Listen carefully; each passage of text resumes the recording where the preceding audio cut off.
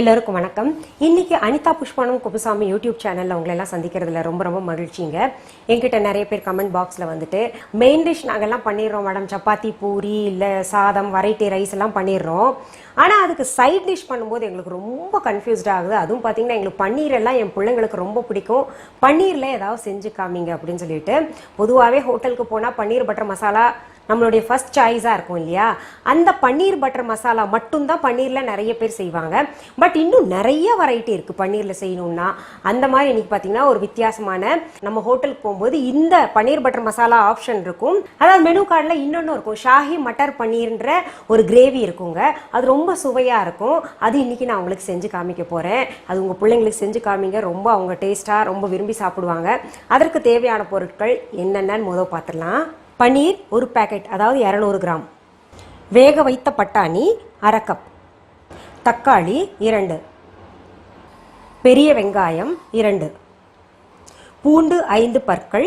இஞ்சி ஒரு சிறிய துண்டு. கசகச 2 டீஸ்பூன். உடைத்த முந்திரி பருப்பு 1½ டீஸ்பூன். நெய் 2 டேபிள் ஸ்பூன். கொத்தமல்லி இலைகள் 1 டேபிள் ஸ்பூன். மல்லித்தூள் 1 டீஸ்பூன். சீரகத்தூள் 3/4 டீஸ்பூன். கரம் மசாலா அரை டீஸ்பூன். மிளகாய்த்தூள் 2 டீஸ்பூன். மஞ்சள் தூள் அரை டீஸ்பூன்.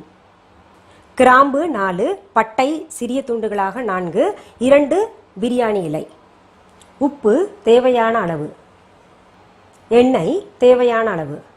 மில்க் க்ரீம் அல்லது பாலேடு அரை கப். அடுத்தது நம்ம இப்போ ஷாஹி மட்டர் பன்னீர் எப்படி செய்யணுங்கிறத பார்த்துடலாங்க. முதல்ல என்ன பண்ணணும்னா, நம்ம ஒரு பேன் எடுத்துக்கலாம். பேனை அடுப்பு பற்ற வச்சுங்க, நான் சிம்மில் வச்சிடுறேன். அடுத்தது என்ன பண்ணலாங்க, ஒரு பவுல் எடுத்து நம்ம இந்த பன்னீர் இருக்கு இல்லையா, இந்த பன்னீரை போட்டுக்கணும் இதில். அப்புறம் 1 டீஸ்பூன் போல், என்ன 2 டீஸ்பூன் மிளகாத்தூள் சொல்லியிருந்தேன், 1 டீஸ்பூன் போல் மிளகாத்தூள் இதில் போட்டுக்கலாம். 1 டீஸ்பூன் மிளகாத்தூள் போட்டு, அடுத்தது பார்த்திங்கன்னா இந்த மஞ்சத்தூள் அரை டீஸ்பூன் எடுத்துருக்கோம்ல, அதில் கொஞ்சம் பெரும்பகுதி இதில் போட்டுக்கலாம். போட்டு என்ன பண்ணலாங்க, இதை கொஞ்சம் கலந்து விட்டுடலாம். நல்லா பரட்டிக்கணும்.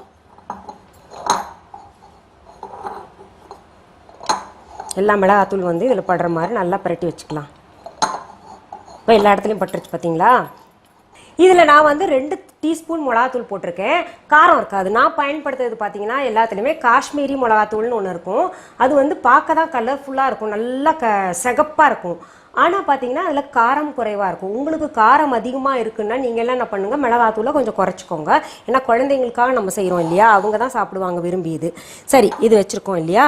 அடுத்தது நம்ம என்ன பண்ணுங்க, இந்த எண்ணெய் சும்மா ஒரு சொட்டு போல் இந்த பேனில் ஊற்றிங்க. ஒரு அரை டீஸ்பூன் போல் போட்டுக்கோங்க. இந்த மாதிரி ஒரு ப்ரஷ் இருந்தால் சரி, இல்லாட்டி நீங்கள் ஏதாவது வச்சு இப்படி பரப்பிக்கோங்க.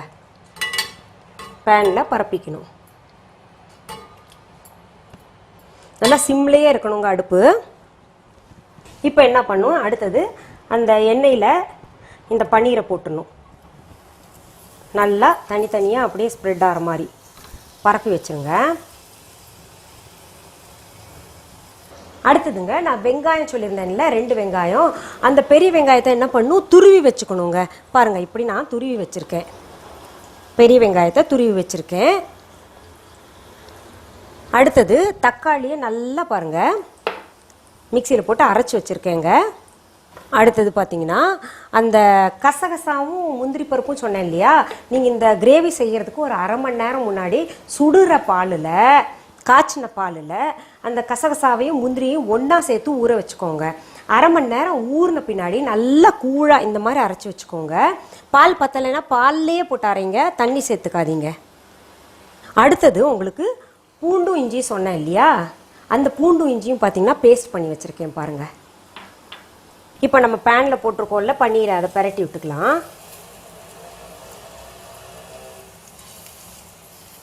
உங்களுக்கு பார்த்தாலே தெரியும் எந்த இதை திருப்பி போடணுன்னு, அது சரியாக பார்த்து போட்டுக்கலாங்க. இதை நம்ம எதுக்காக செய்கிறோன்னா, அந்த மிளகாத்தூளெல்லாம் நமக்கு நல்லா பிடிச்சிக்கும். அந்த பன்னீரை சுற்றி நல்லா அழகாக பிடிச்சிக்கிட்டு டேஸ்ட்டை இன்னும் கொஞ்சம் என்ஹான்ஸ் பண்ணும். ரொம்ப நல்லா இருக்கும் டேஸ்ட்டாக. பாருங்கள், நான் சொன்னேன் இல்லையா, அந்த மாதிரி கார்னரில் நல்லா பிடிச்சிருக்கு பார்த்தீங்களா.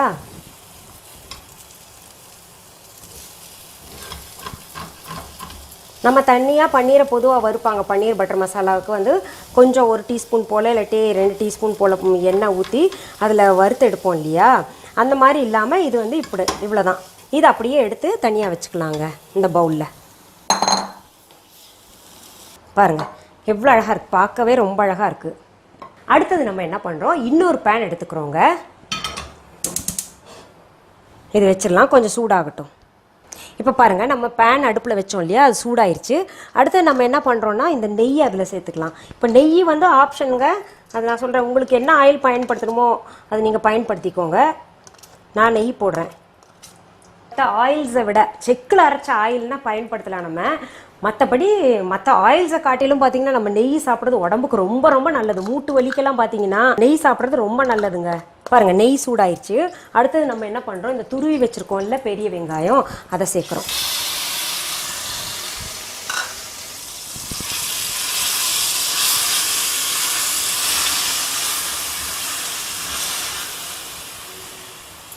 இப்போ உங்களுக்கு பால் பன்னீர் கிடைக்கலன்னா சோயா பன்னீர் கிடைச்சா கூட அதை வச்சு செய்யலாங்க.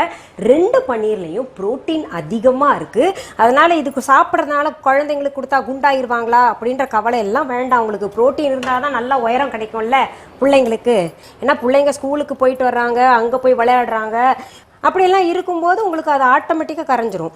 என்னென்னா இரவில் தான் நம்ம பார்த்திங்கன்னா இந்த கொழுப்பு சத்தான சாப்பாடு சாப்பிட்டு தூங்கக்கூடாது. மற்றபடி மத்தியானம் டிஃபனில் கட்டி கொடுக்கறது, இல்லை சாயந்தரம் போல் சாப்பிட்றது கொஞ்சம் ஏர்லியராக, அதெல்லாம் செஞ்சுக்கலாம். பொதுவாகவே எல்லாரும் தாளிக்கிறதுல தான் இந்த பட்டை கிராம்பெல்லாம் போடுவாங்கல்ல, இதில் அப்படி கிடையாது. ஏன்னா இதோட மனம், எப்போவுமே சொல்கிறேன், ஒரு சிலது வந்து மனம் அதிகமாக இருக்கிற பொருள்களில் வந்து எப்போவுமே பின்னாடி தான் சேர்க்கணும். இல்லாட்டி அந்த எண்ணெய் வந்து அதோட மனத்தை எல்லாம் இழுத்துரும். நான் பிரியாணி இலை போட்டிருக்கேன், பட்டை கிராம்பு போட்டிருக்கேங்க. ஆஹா மனம், இந்த நெய் பெரிய வெங்காயம் அந்த பட்டை கிராம்பு சேர்த்த உடனே நல்ல மனம் வருது. அடுத்தது என்ன பண்ணுங்க, இங்கே பாருங்கள் வெங்காயம் போட்டதை விட நிறம் கொஞ்சம் சேஞ்ச் ஆகிருக்கு பார்த்தீங்களா. ஒரு மாதிரி லைட் பிங்க்கும் இந்த பழுப்பு நிறமாகவும் மாறி இருக்குது. நம்ம இப்போ என்ன பண்ணணும்னா இந்த இஞ்சி பூண்டு விழுதையும் சேர்க்கணுங்க. நான் அது ஒரு பச்சை வாசனை இருக்கும்ல, அந்த பச்சை வாசனை போகிறதுக்காக சேர்த்துக்கலாம். இப்போ நிறைய பேர் என்கிட்ட என்ன கேட்குறாங்க, மேடம் இஞ்சி பூண்டு வந்து டைம் போடணுமா அப்படின்னு சொல்லிட்டு. அப்படி பூண்டு பிடிக்கலன்னா, ஏன்னா பூண்டு நிறைய பேர் சேர்த்துக்க மாட்டாங்க, என்ன பண்ணலாம், நீங்கள் இஞ்சி மட்டும் போட்டு கூட செஞ்சுக்கலாம். அது ஒரு விதமான டேஸ்ட் வருங்க. ஏன்னா கரம் மசாலா போடுறோம்ல, அதனால் உங்களுக்கு பூண்டு போட்டு செய்யணுன்னு தான் அவசியம் கிடையாது. அது ஸ்கிப் பண்ணலாம் வேணா. இப்போ பாருங்கள் இஞ்சி பூண்டு விழுது சேர்த்தோம்ல, அதோட பச்சை வாசனையும் போயிடுச்சு, அதோட நிறமும் நல்லா மாறிடுச்சு. அடுத்தது நம்ம என்ன பண்ணலாம், இந்த தக்காளியை சேர்த்துக்கலாங்க, அரைச்சி வச்சது. இப்போ இந்த தக்காளி சேர்த்த உடனே என்ன பண்ணணும், நம்ம உப்பு சேர்த்துக்கணும்.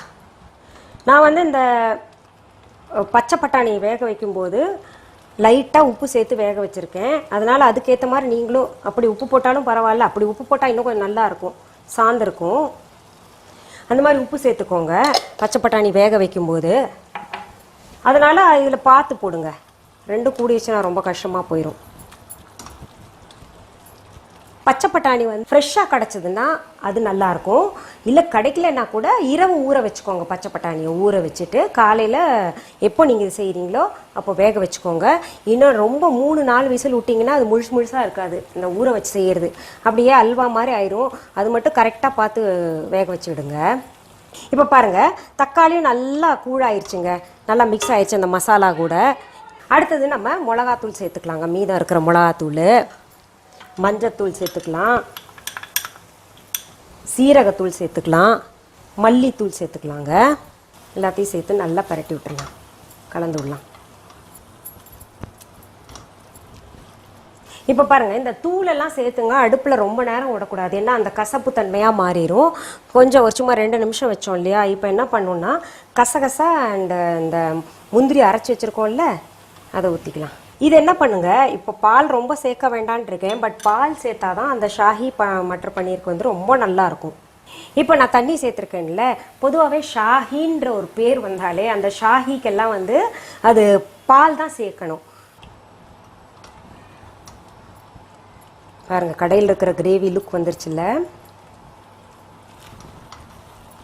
ஆஹா ரொம்ப நல்லா இருக்குது, கலரும் நல்லா இருக்குது, மனமும் நல்லா இருக்குது. இப்போ என்ன பண்ணேன், பட்டாணி சேர்க்குறேங்க அடுத்தது.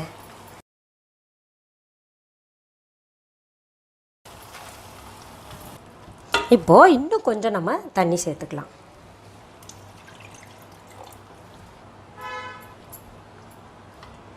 கொத்தமல்லி இலைகள் வந்து போட்டுக்கலாம். இதில் கொஞ்சம் மேலே வந்து நம்ம கார்னிஷ் பண்ணுறதுக்கு கொஞ்சம் எடுத்து வச்சிடுறேன். அடுத்தது நம்ம என்ன பண்ணலாம், இந்த கலர்ஃபுல்லான பன்னீரை அப்படியே போட்டுடலாங்க. இதில் இப்போ நம்ம கரம் மசாலா சேர்த்துக்கணும். எப்போவுமே கரம் மசாலா கடைசியில் தான் போடணும், ஏன்னா நமக்கு கசப்பு தன்மையை கொடுத்துரும் கரம் மசாலா.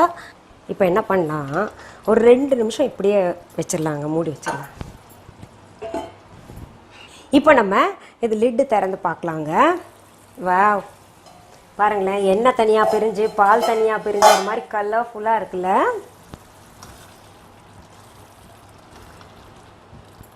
கலர் யூஸ் பண்ணாமையே பாருங்கள் எவ்வளோ நல்லா இருக்குது. பொதுவாக வெளியிலேருந்து வாங்கி சாப்பிட்டா நமக்கு கலர்லாம் அதில் போடுவாங்க, அது ரொம்ப அப்படியே ஃபுட் பாய்சனாக மாறிடும். இப்போது நம்ம வச்சுருக்கிறது பார்த்திங்கன்னா இந்த பால் ஏடு இருக்குது இல்லையா, அந்த பால் ஏடு நீங்கள் இப்படி அடித்து, அதான் மில்க் க்ரீம், ஃபுல் க்ரீம் கிடச்சா நீங்கள் வாங்கிக்கோங்க, அப்படி இல்லைன்னா சும்மா இப்படி அடிச்சுக்கோங்க. நீங்கள் இதுவும் கொஞ்சம் கார்னிஷிங்காக வச்சுக்கிறேன். பால் ஏடு போட்ட பின்னாடி இவ்வளோ அழகாக இருக்குல்ல. அவ்வளோதான், நம்ம இப்போ அடுப்பை அணைச்சிடலாம். இப்போ என்ன பண்ணுறேங்க, இங்கே பாருங்கள் பன்னீர் அங்கங்கே அழகாக நிற்கிது. இப்போ நான் இந்த கொத்தமல்லி இலைகள் மேலே கார்னிஷ் பண்ணிடுறேன். எப்போவுமே நம்ம இந்த சாப்பாடு செய்கிறத விட டேபிளில் கொண்டு போய் வைக்கிறது தான் எல்லோரும் ரொம்ப விரும்புவாங்க.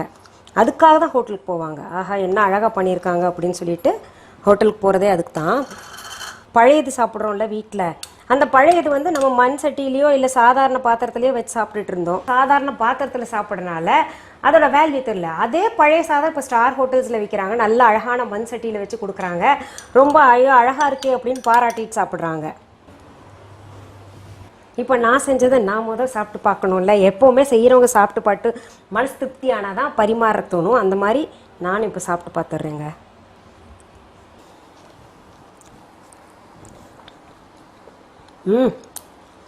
நான் இந்த ஒரு பன்னீர் துண்டை இங்கே சாப்பிட்றேன், ஏன்னா டேபிள் போனால் எனக்கு ஒன்றும் கிடைக்காது. என் பிள்ளைங்களுக்கு ரொம்ப பிடிக்கும் பன்னீர், ரொம்ப எக்ஸலண்ட்டாக இருக்குங்க. அதாவது நான் சாப்பிட்டு பார்த்துட்டு என்ஜாய் பண்ணிட்டேன். இப்போ நீங்களும் சமைச்சு பார்த்துட்டு எப்படி இருக்குன்னு எனக்கு கமெண்ட் பாக்ஸில் வந்து சொல்லுங்கள். உங்கள் பிள்ளைங்களுக்கும் கொடுங்க, அவங்க என்ன சொன்னாங்கன்னு எனக்கு சொல்லுங்கள். இது போன்ற சமையல் நிகழ்ச்சிகள், பியூட்டி டிப்ஸ், ஹெல்த் டிப்ஸ், எங்களுடைய பழமொழி கதைகள் எல்லாருக்கும் ரொம்ப பிடிச்சிருக்கு. இன்னும் தொடர்ந்து நிறையா போடுங்க. அதெல்லாம் தேவைப்படுமே. ஆனால் நீங்கள் செய்ய வேண்டியது ஒன்று தாங்க, அனிதா புஷ்பவனம் குப்புசாமின்ற யூடியூப் சேனலை சப்ஸ்கிரைப் பண்ணுங்க. அதாவது சப்ஸ்கிரைப் பண்ணும்போது பக்கத்தில் ஒரு பெல் ஐகான் பட்டன் காமிக்கும், அதையும் தொட்டு விடுங்க. அப்போ தான் பார்த்தீங்கன்னா நான் என்னென்ன பதிவுகள் போடுறேனோ அதெல்லாம் உங்கள் நோட்டிஃபிகேஷன்ஸ்க்கு வரும், உங்கள் கவனத்திற்கு வரும். இது தவிர டிஸ்கிரிப்ஷன் பாக்ஸில் போயிட்டு அதை தட்டினீங்கன்னா முன்னாடி என்னென்ன நாங்கள் போட்டிருக்கோமோ ஹெல்த் டிப்ஸ், பியூட்டி டிப்ஸ், சமையல் எல்லாம் எங்கள் யூடியூப் லிங்கை அங்கே வந்து பேஸ்ட் பண்ணுறோம். ஓப்பன் பண்ணிங்கன்னா இது வரைக்கும் என்னென்ன பதிவுகள் போட்டோமோ அதெல்லாம் தொடர்ந்து பார்க்கலாம். மீண்டும் சந்திக்கலாமா? நன்றி, வணக்கம். அன்பான வாடிக்கையாளர்களே, உங்கள் விஹா ஸ்டோரில் பூஜை பொருட்கள், சிலைகள், ராசிக்கற்கள், வாஸ்து பொருட்கள், விதைகள், பாரம்பரிய அரிசி வகைகள், சிறுதானியங்கள், ஆர்கானிக் பொருட்கள், மூலிகை எண்ணெய், மளிகை பொருட்கள், மரச்செக்கு எண்ணெய், மரப்பொருட்கள், வெள்ளி ஆபரணங்கள், கிஃப்ட் ஆர்டிகல்ஸ், காட்டன் மற்றும் பட்டு புடவைகள், காட்டன் சுடிதார்கள், பட்டு பாவாடை, குழந்தைகளுக்கான விளையாட்டு பொருட்கள், ஹை குவாலிட்டி இமிடேஷன் நகைகள், வீட்டு உபயோக பொருட்கள், ஜூட் பேக்ஸ், ஹேண்ட்மேட் சோப்ஸ், அழகு சாதன பொருட்கள், சிறுதானிய பிஸ்கெட்டுகள், ஹோம் அப்ளையன்சஸ், இன்னும் பற்பல பொருட்கள் விற்பனைக்குள்ளது.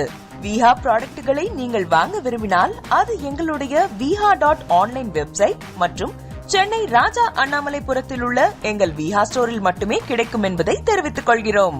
வேறு எந்த ஆன்லைன் வெப்சைட்களிலும் விஹா ப்ராடக்ட்கள் விற்பனைக்கு கிடையாது என்பதை நீங்கள் கவனத்தில் கொள்ள வேண்டும்.